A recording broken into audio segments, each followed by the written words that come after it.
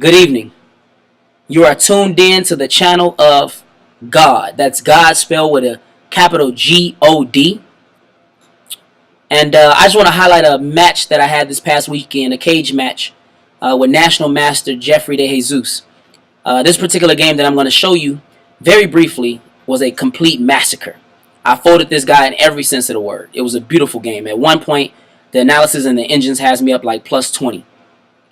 But nonetheless, other masters have come out and still expressed their disagreement with the novelty that I play in this particular line of the Smith-Morra Gambit. So what I want to do is I want to present to the world this game and do a case study and see if others agree that this is just hogwash or if there's some validity to this novelty that I play in the Smith-Morra Gambit. So I was white, Jeffrey De Jesus is black. I began the game with e4. He responded with playing the classical Sicilian. I absolutely dislike the Sicilian. I think it's an over-inundated opening, but nonetheless, others love it. So chess is all about your style and your flavor. He likes it. I love it. I then proceeded to play d4, which leads to the Smith-Morra Gambit. I gambit a second pawn, and this is all in the name of development for those who don't know. All right, he comes out knight c6, all standard textbook, and here's the novelty that some masters tend to disagree with, f4. I'm not going to spend a lot of time on it, but I just want to show you, and remember that move. Don't forget it as we go throughout this game. I want you to remember f4 and see if you agree at the end. So I played f4. He plays d6. I played knight f3. He played e6. I played bishop d3. I know many people say bishop c4 is standard. Again, this is my novelty. He comes out and plays bishop to e7. I go queen to e2. He plays knight to f6. And I castle. Now, this next move, he played d5, which I don't agree with. I think that the king should definitely get to safety before deciding to break open the center and leading to all of these tactics that you'll see shortly. But nonetheless, I pushed past and went e5, immediately attacking this knight here. And interestingly enough, he went knight to g4. So this guy is committed. He's absolutely going to see what these pot shots can get him. I'm not against it, but of course I know that my bishop here is defending along with my queen, the e3 square, and my rook and queen are defending the f2 square, so I feel that there's absolutely nothing to worry about. So I proceeded to play h3, attacking the knight to hopefully boot it out. Again, he's committed, so he plays bishop to c5, checking my king. My only option is to go king to h1, and he plays h5. Beautiful, I must admit. Of course, if I take the knight, he takes back, and there's a discover check with his rook coming down the h-file. And since I can't step back this way towards g1 because of the bishop, it can lead to some very dangerous tactics. My only option would be to move the knight here to block, and then once queen comes in, it's lights out.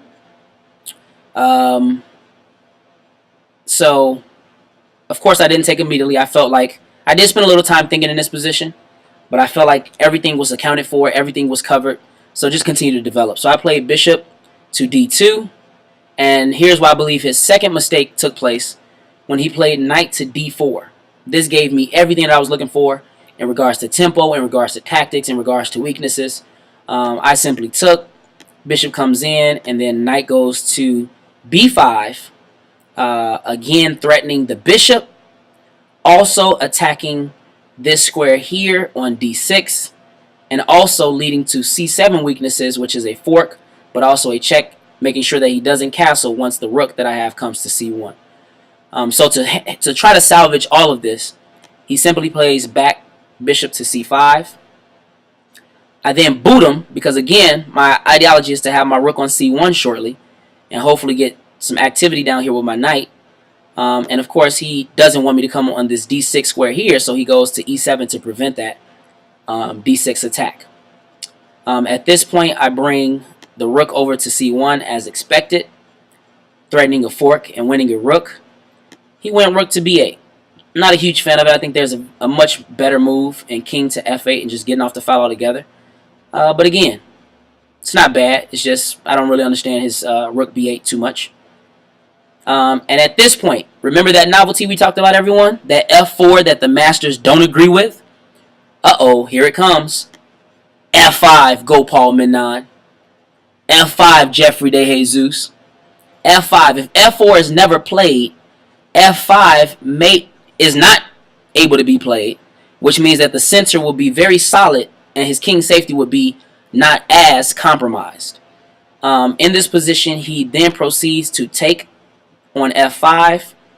I hit him on c7 with the check. Nasty stuff.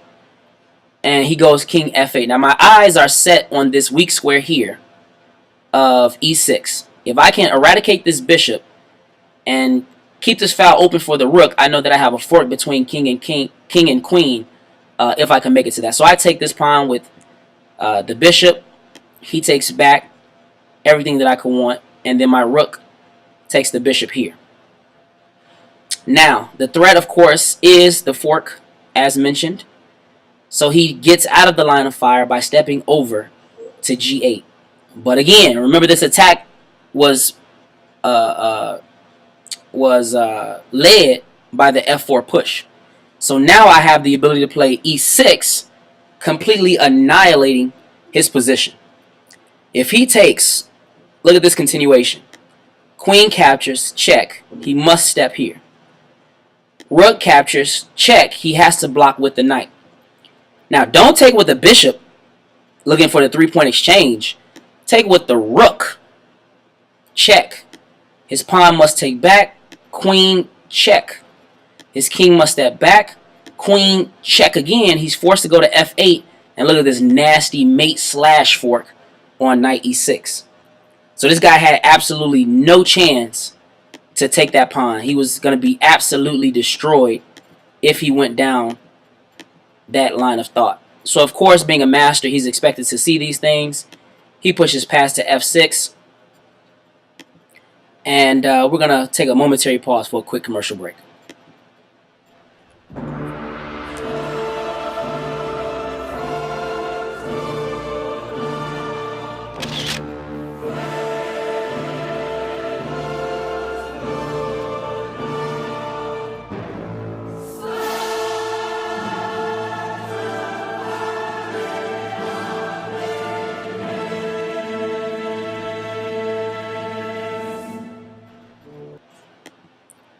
Alright, we are back to finish massacring Mr. Jeffrey De Jesus. Even though he went past here on f6, what e6 allowed for was the communication between the rook and the knight on this very vulnerable pawn. So I hit him here, causing him to go over to queen f8. And now, because everything is covered, it's a completely massacre of position. I now have decided to take this knight off the board. He takes back with the discovered threat, of course, rook to king. I step off the file. He tries to trap. And I go bishop to f4, completely not worried about anything. He comes trying to seek the last bit of counterplay that he can muster up. I get rid of his only threat, taking the pawn. He trades rooks. He steps over to try to get some type of counterplay. And after rook to c8, he resigned. This is pinning the queen to the king, so he must give up the queen. After the queen, I'll go take bishop here, forking the king and queen. If he goes here, of course that's Matowski. And if he doesn't, and he goes this way as expected, I will simply take the queen and finish him shortly thereafter. So he resigned. It was a very crucial game because there were several factors that were weighing in on the importance and on the result of this game. But yeah, so let us know your thoughts. Tell us whether or not you agree that f4 had any type of substance to that onslaught of an attack that you just saw. Or is it complete amateur play? So other masters tend to call it amateurish. I'm all for innovation. I'm all for new novelties and playing fearless chess. So let us know what you think. Again, you can go to my channel on YouTube and subscribe at GodDanielX. And you can also visit our Facebook page of our chess team, Chicago Chess Blitzers, on Facebook at Chicago Chess Blitzers. Follow that page, follow our videos, follow our cage matches. I think you'll be thoroughly entertained. But until next time, I am off to the heavens. God checking out. Peace.